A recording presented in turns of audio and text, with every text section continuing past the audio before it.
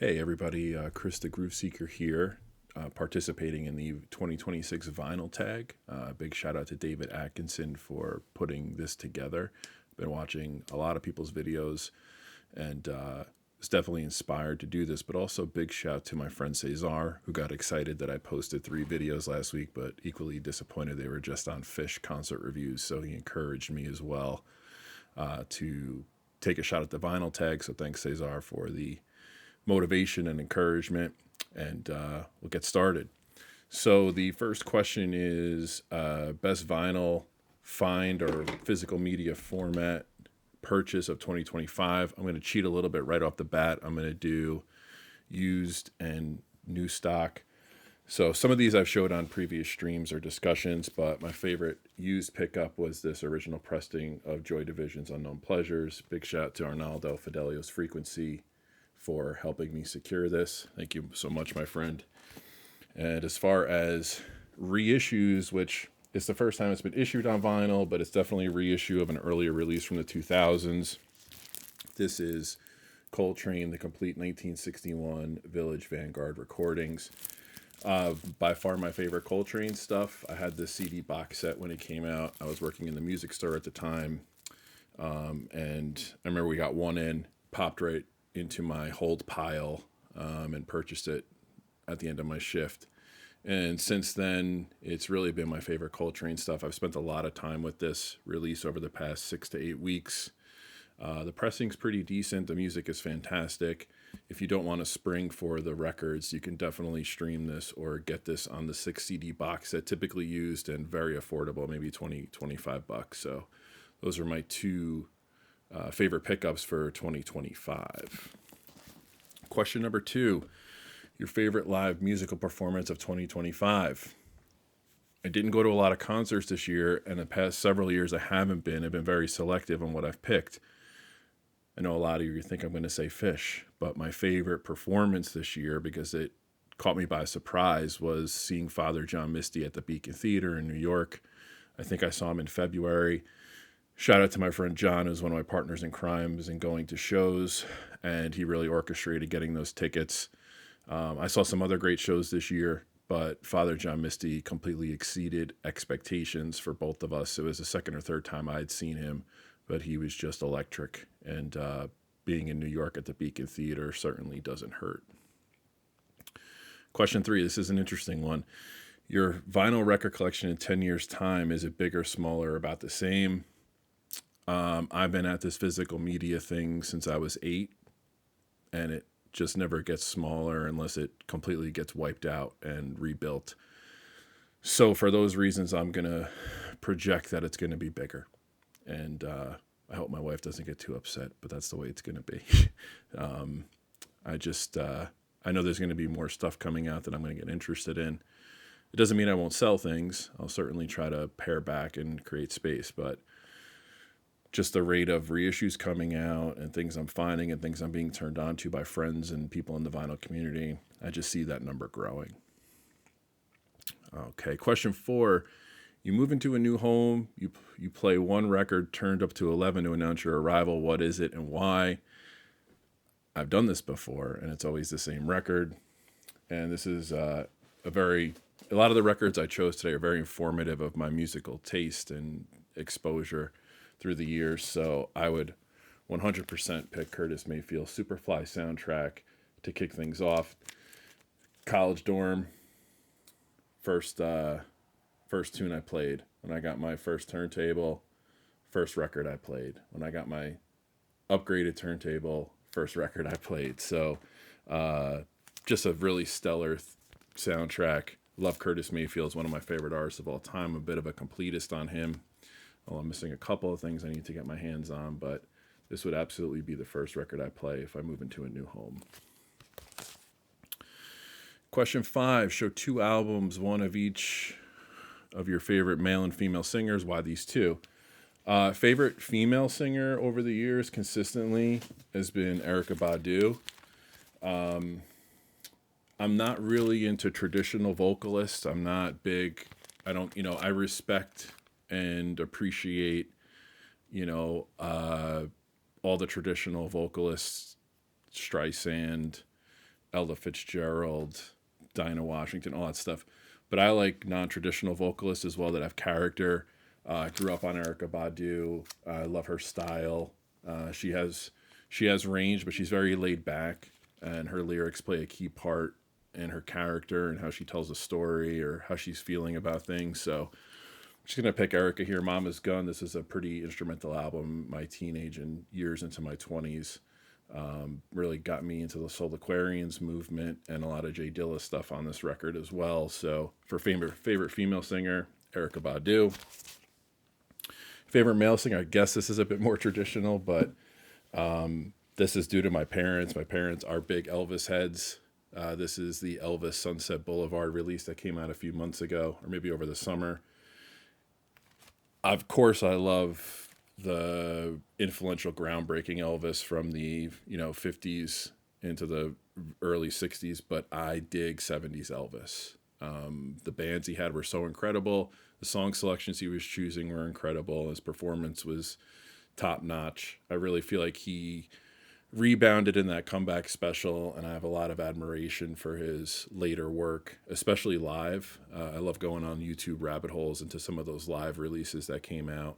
But this is a killer recording. My dad doesn't buy CDs anymore. He mainly listens to XM, but I was on vacation and I was listening to this, and I ordered him the CD, box it over Amazon, sent it to him, and he goes, "Why'd you send it to me?" I said, "Dad, just trust me, put it on." He texted me about a day later. He goes, "This is absolutely incredible." So, this is Elvis Sunset Boulevard. Thanks to my mom and dad for always playing this stuff in the house. A big Elvis fan.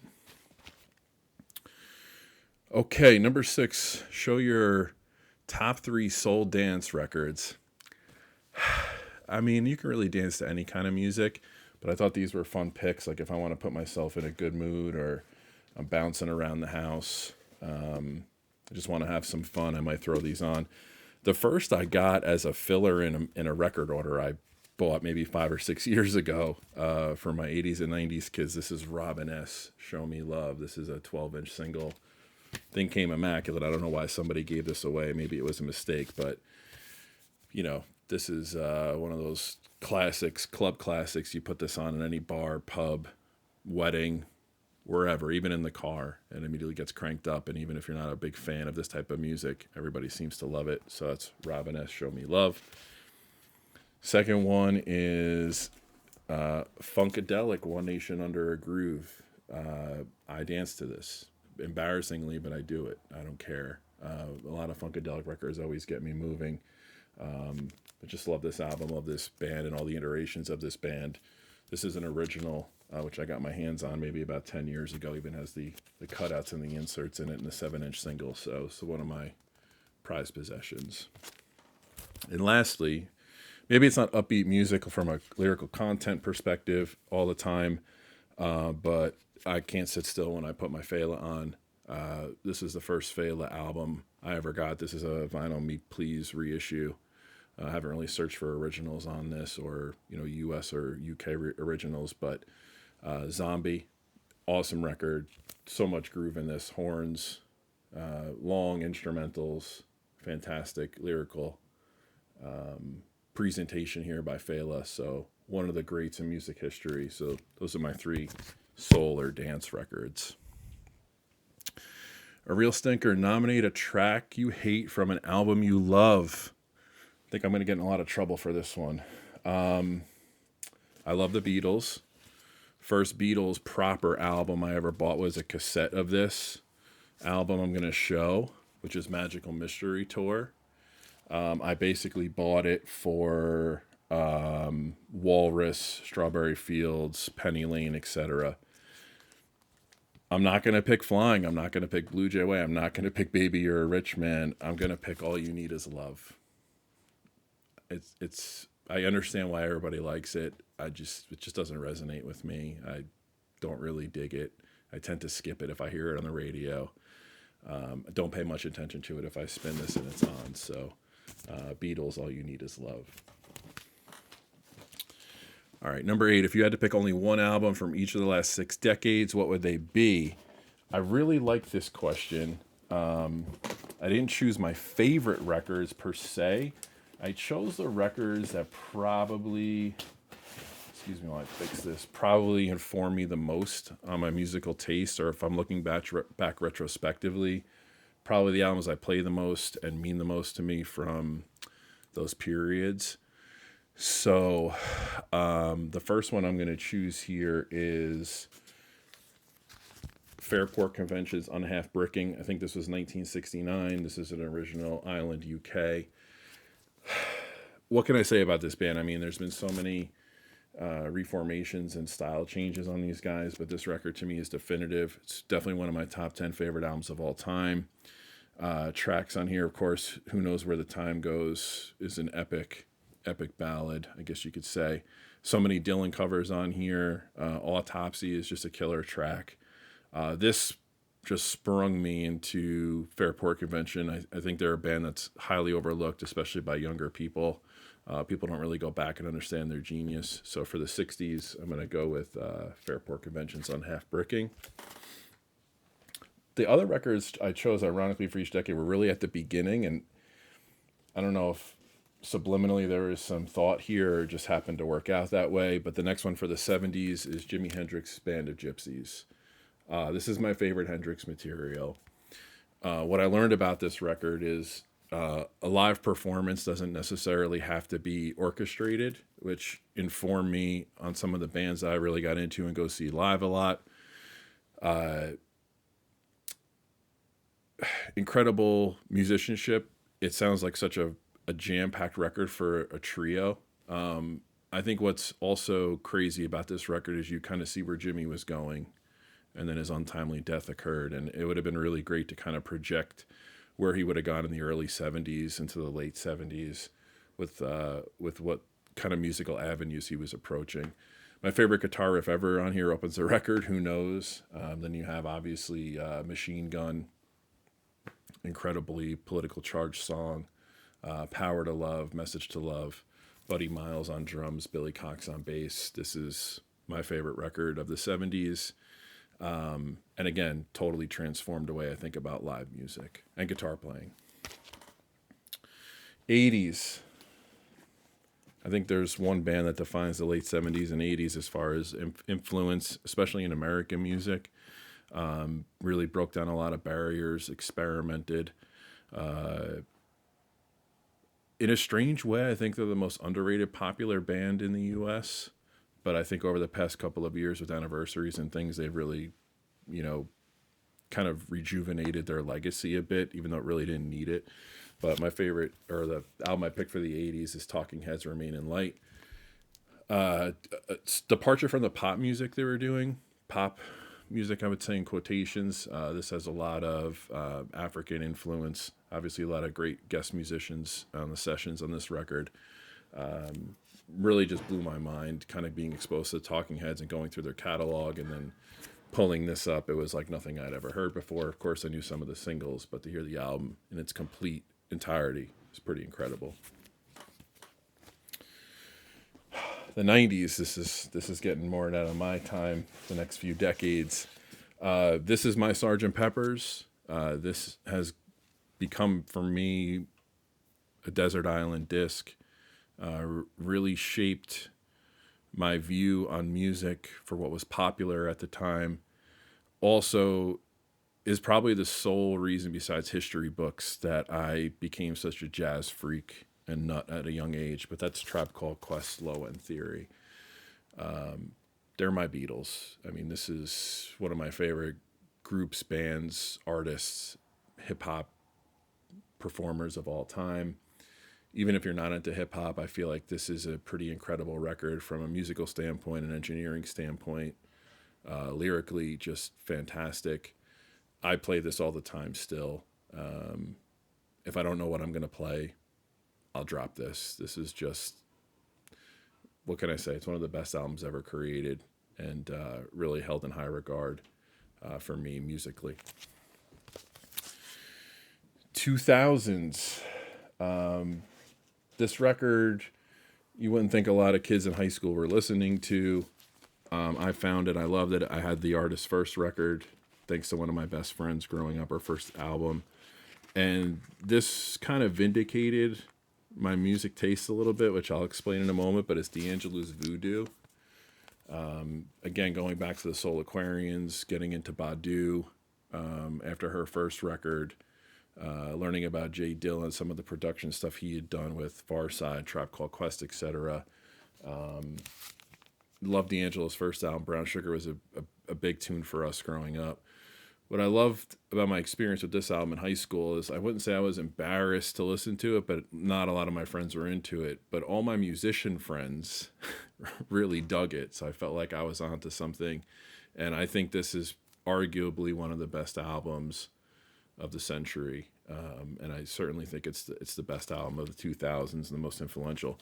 Rest in peace, D'Angelo. I wish we had more output from him, but when he put something out, it was typically groundbreaking. So that's my album for the 2000s. And then finally, 2010s. This is it's kind of strange. When I got this record, I thought it was a big deal. When I heard this band or earlier stuff, I thought they were a big deal, but I never really realized how magnificent this album is, and that's Arcade Fire's The Suburbs. Front to back, just an incredible album. I know their later stuff people are kind of down on, but I really celebrate their whole catalog. I was absolutely obsessed with this record when it came out. I think they won the Grammy for Album of the Year, which I made some bold statements that it might have been the Album of the Year. I know the Grammys don't hold a lot of weight with people, but I thought this was a huge win for independent music or indie music at the time when they won, even though I know they were still pretty big and had gotten some big endorsements from the media and stuff. But I love this album. I love their later stuff too. Even their last record has some nice stuff on it. But for me, the 2010s defined by Arcade Fire, Suburbs. Okay, question number 9. You get an opportunity to spend a day alone with one artist. This is an easy one for me. Trey Anastasio Fish. And what would be the must ask question? What kind of turntable do you have? I know he's a big music head. Of course, I'd love to just kind of go record digging with him and see what he pulls and see what he recommends. And hopefully I can recommend stuff to him that he's never heard of, although I don't know if that would be likely. But Trey from Fish would definitely be my number one guy right now. Number 11, show a record that contains a track that always brings a tear to your eye, or are you a heartless bastard? Music moves me. I may not always express it with a tear per se, but I remember listening to this album maybe a couple of years ago when it got reissued, and the title track just blew me away. And that's Nina Simone, Wild is the Wind. It's on the second side of this. I think it's the second or third track. I guess it's the lyrics mostly that kind of move me a bit, but just the presentation of the music with the lyrics, I think it's a perfect match. Just a really moving song, and she's just an emotional performer. You know, every tune she has can really move you based upon lyrical content and just her energy, whether positive or upsetting or narrating a story. So highly recommend this album. I know Nina has a lot of great records, but I feel like this one gets overlooked a bit in my opinion versus the 3 or 4 that people always seem to go to. So Nina Simone, Wild is the Wind. Number 13, this is my second favorite question on David's list here. Show an album from an artist whose character disappoints you, or can you separate the artist from the art? For the most part, musicians, athletes, entertainers, I just separate it because I feel like if you trace anything about them, you're going to find something you don't like. And that's true with people in your life too. Have I been disappointed of artists' comments publicly on certain topics? Yes. But I was also taught at a really young age that these people aren't idols and role models. They just happen to be entertainers, and they may not always say or do the right thing. So I'm going to stay away from naming some and just say, like, I can't think of an artist I've just stopped listening to because of their actions. If I like the music, I like the music. I don't really go into a personal protest on based upon people's actions, unless it's egregious. I went a little bit out of order here. So That was 13. So the one before this was show 3 albums from artists you've tried to love, but you're questioning why you bother. I don't really have albums that I shouldn't have. I've been trying to purge those, but I can give you 3 artists who I don't think are terrible, and I might even like some of the songs, but I just don't get it. First one is Goose, not Geese, Goose. This is the jam band out of Connecticut, I guess New England, East Coast. Diet fish, as I refer to them.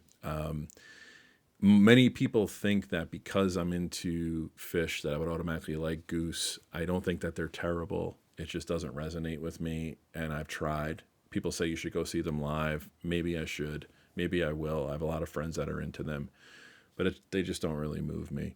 Second band, one of the biggest bands in the world, I guess, for the past 30 years, Foo Fighters.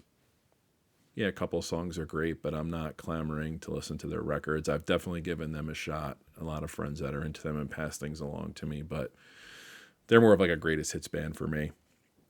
And the third one I've really tried, but again, just a couple of songs I love, is The Killers. I know another great band that people are into. I don't think they're terrible. I don't think they're bad. They just don't move me the way a lot of other music does, but there are a couple tunes that I love that I have on streaming playlists, or I'll play in the car, play on the radio when they're on. So those are my 3. Number 14, if you had to sell all of your vinyl along with your record player, that would be sad. Show the one album you would hold on to as a keepsake.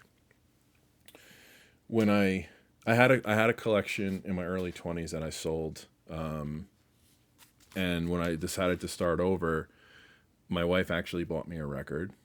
And I think she's bought me maybe 2 or 3 over our marriage, which I don't blame her for, because I'm really difficult to shop for, obviously.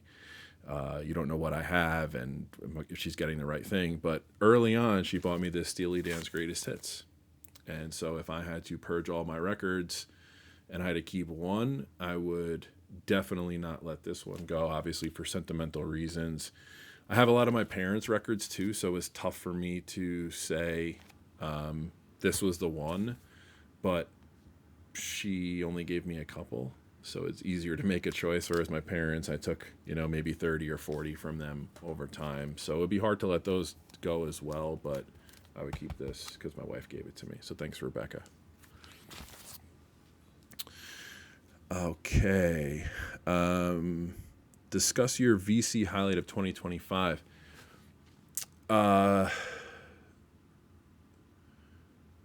It's kind of a 1A, 1B thing for me, and it's related to the live streams of the vinyl community. First and foremost, the Vinyl Community Social Club is something that Jason Rojas and I took a chance on, just kind of having a casual stream on Monday nights. We quickly started to invite people. That was the whole concept of the show, is for us to just bring in different people and see where it takes us. And we picked some interesting topics. Early on, we invited Joel, Static ATX Records, and he became a mainstay on the show. And then eventually Dom, which everyone knows, the most beloved member of the VC, Dom Seeking a Thread. He started to join us as well and became a steady member. I'm most grateful for that. These guys have become great friends, great influences, and an important part of my life. I talk to them nearly every day in some form or fashion. And the audience participation on that show is really important as well. I've met so many people, not met, but communicate with so many people on socials that have just been so kind and genuine and recommending music and giving feedback on the things we say and do and show suggestions. So I'm super grateful for those guys on Monday nights. And then kind of like I said, 1A, 1B is Concert Buddy, Chance, and the Surface Noise crew. The regulars there, Jason on that show, Arnaldo, and Jose, David Bianco, and the several guests we've had. I've been a constant for the past several months, and I appreciate Concert Buddy giving me that opportunity. It's really been a fun thing to do on Thursday nights. I look forward to Mondays and Thursdays. I look forward to that 9:00 hour rolling around where I can hang with these guys and talk about music, and all these guys have become friends. With that as well, just other people in the VC. Stunty's been on VC Social Club with us. I never thought I'd really interact with him, but I've learned a lot from him. We've had some really great discussions about music and other things. I'm going to save a few others because they're going to be an answer to a later question. But yeah, I mean, just overall, just being in the VC and the support from everybody on those live streams has been fantastic. And I've learned a lot. I mean, I yearned for something like this because I worked in a music store. I was always around music nuts growing up.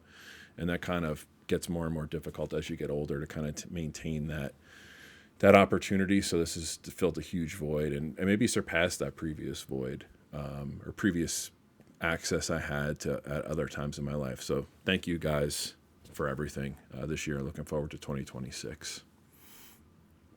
Name your favorite musical biopic if you have one. So I go back to me what kind of started it all, and I think it really still holds up. My favorite musical biopic is the Johnny Cash Walk the Line. I thought that was amazing. Of course, I love the Dylan one. Everybody who knows me well knows I'm a big Dylan fan, and there's several others, but I just think Walk the Line was awesome. How Phoenix and Witherspoon just really kind of jumped into that idea of performing, and it was way ahead of its time, in my opinion. If you look now, I think that kind of paved the way. That and maybe the Ray Charles one, but I like the Johnny Cash one a little bit better. Give 3 reasons why jazz matters. This could be a whole video on its own. But I'm going to summarize very briefly here these 3 points. Number 1, in my opinion, it's one of the last original American art forms. I think you have jazz, and then maybe you have, after that, hip-hop and a techno dance movement. And I'm not an expert on dance and techno and electronic music, but I feel like there's an American signature on some of that stuff that originated here. Obviously, hip-hop originated here as well. So that's the number 1 reason why it matters. Second reason for me is the influence that jazz has on a lot of the bands and artists that I love.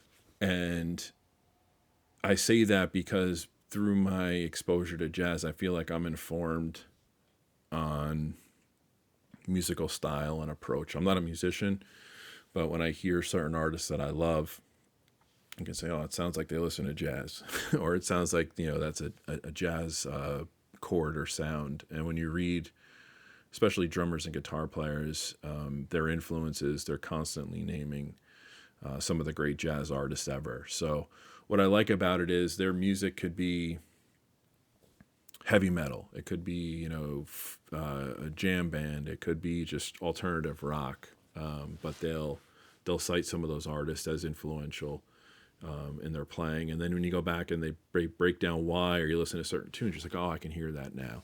So it's pretty cool to kind of get those experiences. The third thing is I've said for a long time, I think a lot of this vinyl resurgence or popularity of new vinyl being produced, I think is driven by jazz. Like it or hate it, I think it's true. I think between the Blue Note, Tone Poet, and Classic series, the OJCs,